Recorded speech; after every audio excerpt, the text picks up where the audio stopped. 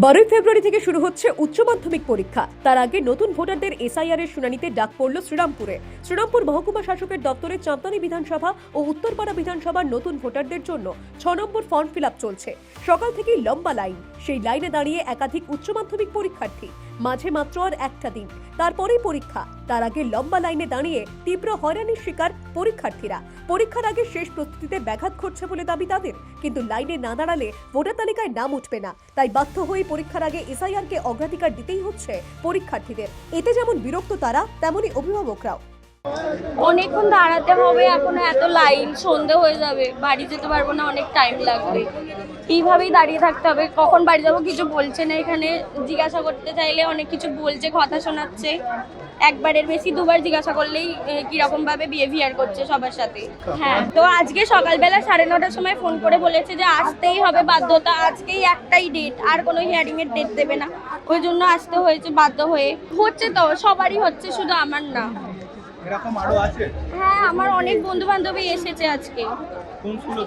বৈদ্যবাটি চারুশীলা বোস বালিকা বিদ্যালয়, সুরেন্দ্রনাথ বিদ্যানিকেতন বয়েজ। হ্যাঁ, খুব হ্যারাসমেন্ট, কারণ আজকাল বাদ পরীক্ষা, আমাদের বাংলা পরীক্ষা শুরু, এইচএস এর সময় এখন ডাকা হচ্ছে। আমার মতো আরও স্টুডেন্টদের ডাকা হচ্ছে। সবাই তো সব ফেসিলিটিগুলো পায় না, সেক্ষেত্রে একটা প্রবলেম সবার ক্ষেত্রে। এত লোক দাঁড়িয়ে আছে লাইনে, কখন শেষ হবে কেউ জানে না। হ্যাঁ, সারাদিনই প্রায় চলে যাবে এখানে দাঁড়াতে গেলে, কারণ যে পরিমাণ লাইন এখন, একবার দাঁড়ালে সারাটা দিন চলে যাবে। তো অনেকটা পড়ার হ্যাম্পার। না, কারণ আমাদের হিয়ারিংয়ে ডাকা হয়েছে, এবার না আসলে নাম কেটে দেওয়া হবে, তো আসতেই হয়েছে বাধ্য হয়ে। কি বলবো বলুন, এই বাচ্চারা কাল বাদ পরশু পরীক্ষা, তারা এত বড় লাইনে, কখন লাইন শেষ হবে, কখন এত পড়াশোনার ক্ষতি হচ্ছে।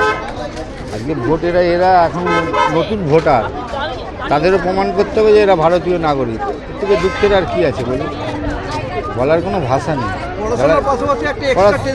একদম মারাত্মক টেনশন। হঠাৎ করে কালকে এসে বললো যে খবর পেলাম যে আজকে 2 দিন সময় দিয়েছে, 2 দিনের মধ্যে যদি নাম না তোলে তাহলে নাম কেটে যাবে, নাম উঠবে না। বাধ্য হয়ে আসতে হলো, সময় নষ্ট, পড়াশোনার ক্ষতি। স্থানীয় তৃণমূল নেতৃত্বের অভিযোগ, এভাবেই সাধারণ মানুষের হেনস্থা চলছে। প্রশাসনের সঙ্গে কথা বলে উচ্চ মাধ্যমিক পরীক্ষার্থীদের যাতে তাড়াতাড়ি ছেড়ে দেওয়া যায় তার ব্যবস্থা করার চেষ্টা করা হচ্ছে। Bureau report, the wall news.